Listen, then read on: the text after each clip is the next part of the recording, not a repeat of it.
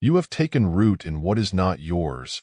The voice was neither male nor female, resonating with a strange harmony that seemed to bypass the ears entirely. It echoed directly in the mind, a whisper carried on an alien wind. Dr. Elaine Carter froze in the middle of adjusting the antenna of her deep space receiver, her fingers trembling as the words settled into her consciousness. Who's speaking? She stammered, glancing at her assistant, Mark, who stared back at her with wide eyes, the same words echoing in his head. He nodded silently, confirming that he'd heard it too. We are the Althranai. The voice continued, calm but unwavering. We have returned to claim what has always been ours. Elaine swallowed hard, her mind racing. It had been a routine night at the observatory, or so she'd thought. The mysterious signal they had detected earlier had been puzzling but weak, just another blip in the vast sea of cosmic noise. Until now. Claim. Mark finally spoke, his voice shaky. Claim what? There was a pause, as though the entity was considering its response. When it came, the words were sharp and final. This world. Earth is our cradle. You are trespassers. Elaine's blood ran cold. Trespassers? The absurdity of the claim almost made her laugh, but the weight of the voice held her in check. Whoever, or whatever, this was, it was not joking. This is some kind of hoax, Mark muttered, though his tone betrayed his lack of conviction. Before Elaine could respond, the room's temperature plummeted, frost creeping along the edges of the observation window. Outside, the clear night sky shimmered unnaturally, the stars seeming to bend and twist as if reality itself were being rewritten. And then they appeared. At first, it was subtle, a faint ripple in the air, like heat waves rising from asphalt. But the ripples grew, forming shapes, tall, elongated figures with skin that shimmered like polished silver. Their eyes glowed faintly, a deep violet hue that seemed to pierce through flesh and bone. They were beautiful and terrifying all at once, like living sculptures crafted by an otherworldly hand. We are the first ones, the lead figure said, stepping forward. Its movements were fluid, almost hypnotic. We were here when the seas were molten and the skies aflame. We slept beneath your feet while your kind built cities upon our bones. Now, we awaken to find our home desecrated. Elaine found her voice, though it came out as a whisper. If you've been here all this time, why now? Why reveal yourselves now? The alien tilted its head, a motion that felt eerily human yet wholly alien. The time for slumber is over. Your presence has grown too loud, too destructive.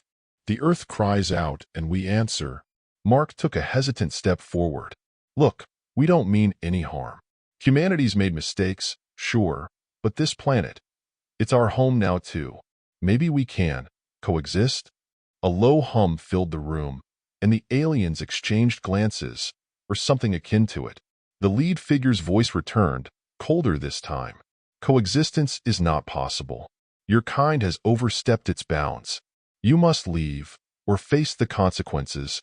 Elaine's mind raced. Leave Earth? The very idea was preposterous. There was no other home for humanity. Yet, as she looked into the alien's unyielding eyes, she realized this was no bluff. These beings, these Althranai, they weren't asking. We can't just pack up and go, she said, forcing herself to remain calm. There are over 8 billion people on this planet. Even if we wanted to leave, it's impossible. The alien's gaze hardened. Not impossible. Inevitable. You will choose your path. Departure or annihilation. The room fell silent, the weight of the ultimatum settling over them like a shroud. Elaine felt her knees weaken, but she forced herself to stand tall. Wait, she said, her voice firmer now. If this planet is your ancestral home, prove it. Show us something, anything that confirms your claim. For the first time, the alien hesitated. Its violet eyes flickered, and then it raised a slender hand. A beam of light shot from its palm, striking the ground. The room seemed to dissolve around them, replaced by a vivid, otherworldly landscape. Towering crystalline spires rose from the ground, and rivers of liquid light flowed between them. Strange, bioluminescent plants swayed in a non-existent breeze, and the sky shimmered with hues Elaine had no words for. This, the alien said, is our memory. The Earth as it was before you. Elaine could barely breathe. It was beautiful and utterly alien. Yet, something about it felt eerily familiar, like a dream she couldn't quite recall. Mark's voice broke through the spell. This doesn't change anything. We can't leave. We won't. The alien's gaze snapped to him, its glow intensifying. You misunderstand. This is not a negotiation. Prepare yourselves. The long sleep has ended, and the reckoning begins. The room suddenly returned to normal, but the oppressive weight of the alien's words lingered. Elaine collapsed into a nearby chair, her thoughts a whirlwind of fear and desperation. Mark paced back and forth, running a hand through his hair. We have to tell someone, he said. The government, the military. Someone needs to know what's coming. Elaine shook her head. And what would we tell them? That ancient aliens have woken up and want us to abandon Earth? They'll think we're crazy. We don't have a choice. Mark snapped. If what they're saying is true, then we're all in danger. The whole planet. Elaine rubbed her temples, the alien landscape still vivid in her mind. It's not just us, Mark. It's everything we've built. Our history, our culture, everything. They're asking us to give up everything. A faint hum interrupted their argument. Elaine and Mark turned to see the aliens still standing silently, their forms shimmering like mirages. The lead figure stepped forward again, its voice cutting through the tension. Your leaders will be made aware.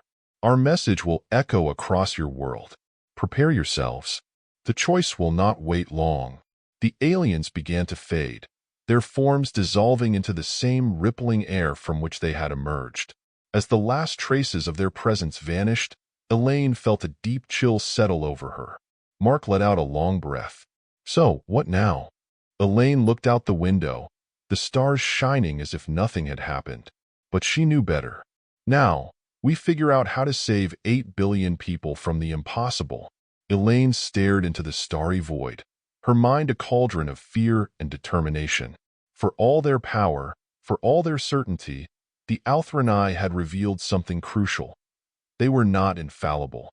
They hesitated. They had memories, vulnerabilities buried in their ancient claim. If humanity was to survive, they would need to find those cracks and exploit them. First thing, Elaine said, her voice steadying as resolve overtook her fear, we secure the observatory. No one else can know what we've seen. Not yet. Mark spun to her, incredulous. Are you serious?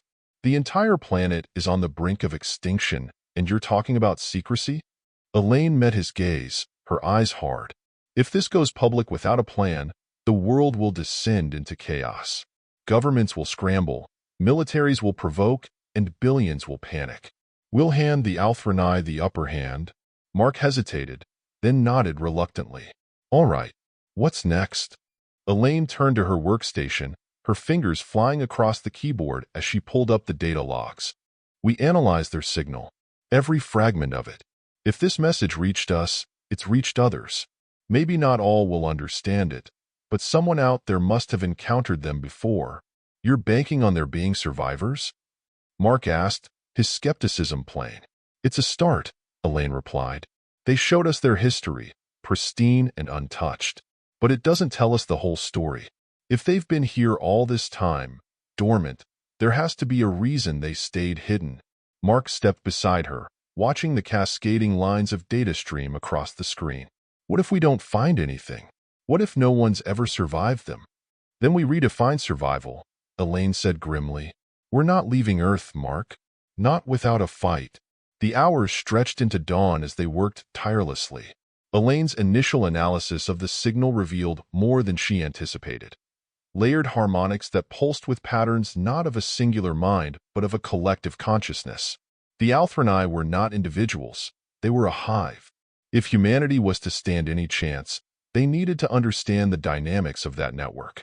Elaine, Mark said suddenly, pointing to the screen. Look at this.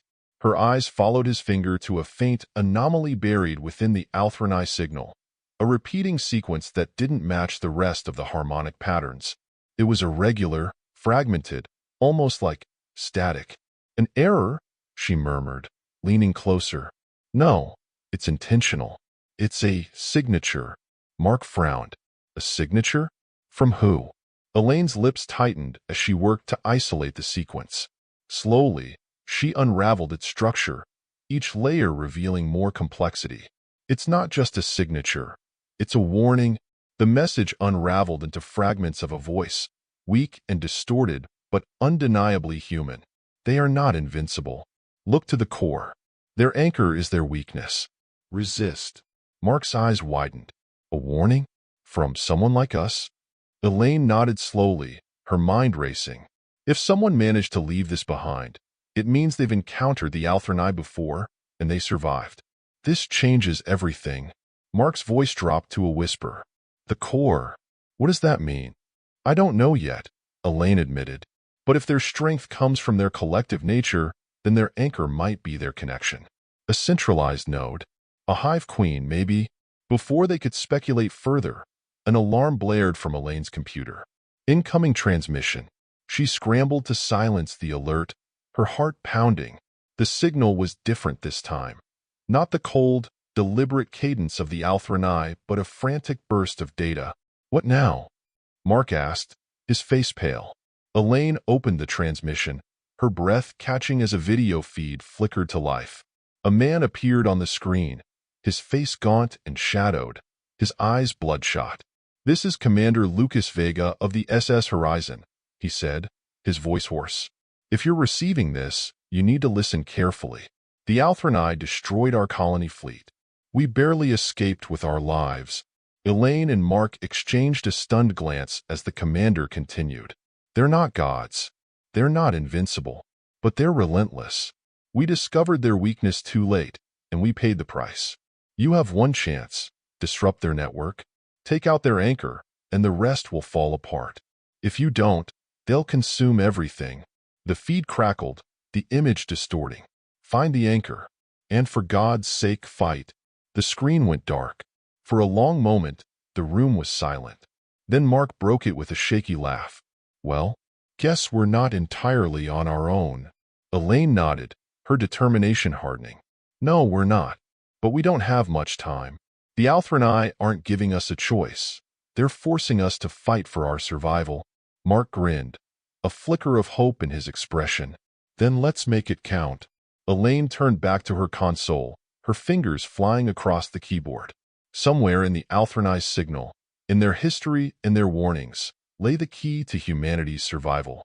If the Althranai wanted a reckoning, they would get one.